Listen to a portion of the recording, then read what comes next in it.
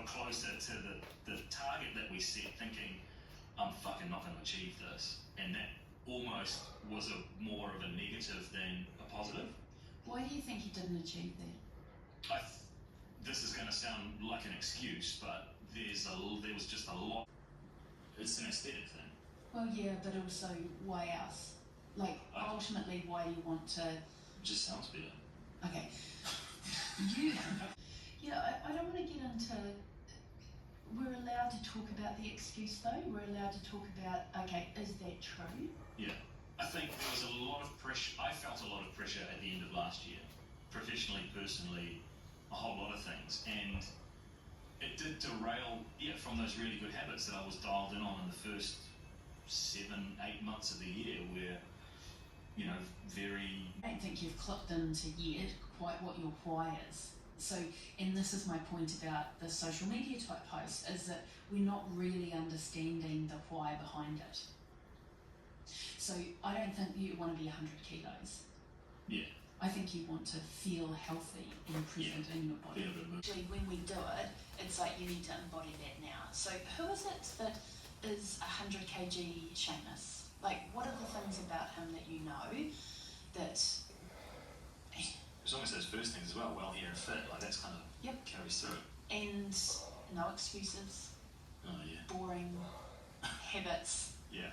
Do you see what I'm saying? So 119 kilos. Yeah. I like it. I quite like under, 119 or less. Oh, yeah. So that you're not going, I'm only going to do what I need to. Because here's the bit that I think is important. The target is 119 kilos. Then we say, well, how do you be able to afford this lifestyle? Holy hell, that much! Perfect.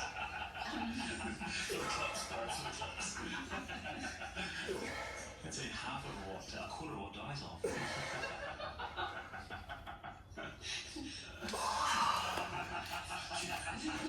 Obviously, I want to make as much money as possible, but based on the conversation we had yesterday and knowing how we're structuring our business, and even if we make more money, that's not going to change unless we pay out a dividend or a bonus at the end of the year.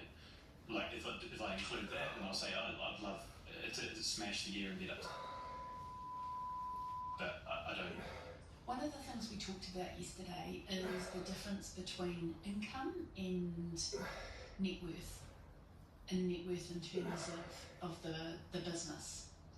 So at the moment you're still very much stuck in increase double its income this year. If the business doubles its income, it will increase the worth of the business. So you might not necessarily be getting any more moolah in your hands, but your net worth will be going up, and it will leverage to be able to be in a better position for next year. Yes, okay. I want the business to more than double the revenue from the last year. Okay, so what is it?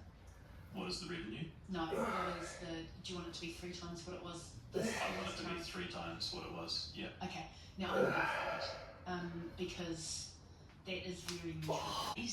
What's been really important is that we give you secure income.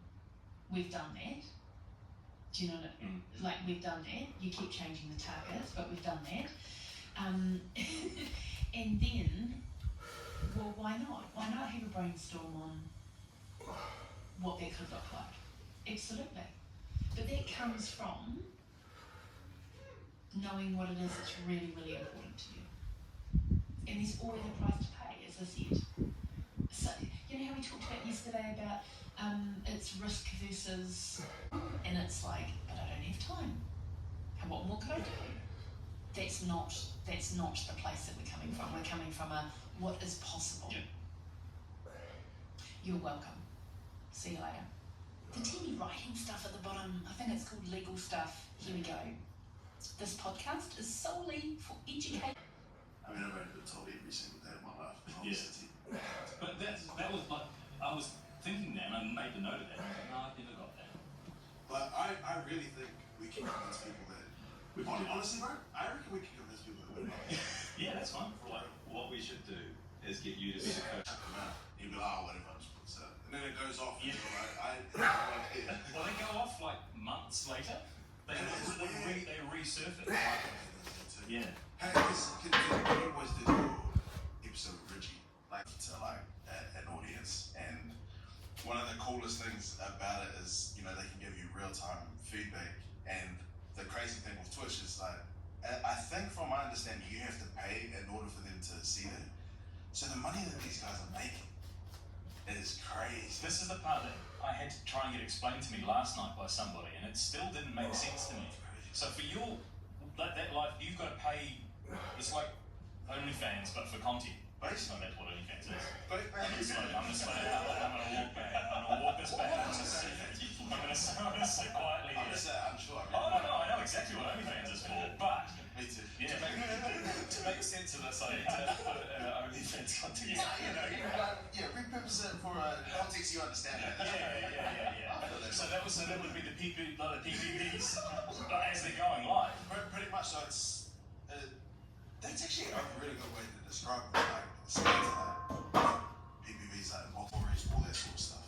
He's basically bringing that into real time because at the end of the day, all fans want is acknowledgement, and like it's basically like a feedback loop that when you complete it, you not only complete it for that person, but you show every other person that that's something that you're going to continue to do. And if you put like a transaction, Something that they thought kids did and they weren't really sure. Like, this has been valuable. Yeah. Educating using. Okay, I'm going to move on. All right, we've got a few stories. So we have been casting the net quite wide, and we've talked to some of your friends and family. And there's a few yarns we want you to tell before we sort of like work into your story. So yeah, I'm not sure where this is going to go, but did you stop a robbery in Auckland once? oh my god, this is so funny. I can't think as to who. Yeah. You know, I don't really know how much he loves it. I saw a dude get stabbed outside my office. Well, Like, and it is wild down there. So this girl running out to me like crying is not like near the top of like the crazy stuff you see down there and shit. So she runs up to me in Syria and she's like, this guy just robbed my store. He like punched me over and I stole a bunch of my stuff. And I have this thing where I'll explain it more in this. Just the hero. And it's just, have you seen any of that footage resurface anytime? you know what's funny is I actually haven't. And People are waiting. if anyone has that footage of Seamus beating up each other, and because I can't even remember where I've ever told this story for you guys to even like know this story, but if I don't say so myself, it's quite a funny story. So I was traveling. I didn't do so because it's the crazy. It's unbelievable that people have to live live there. It's crazy. And expat lifestyle is an interesting one as well because you're exposed to all sorts of different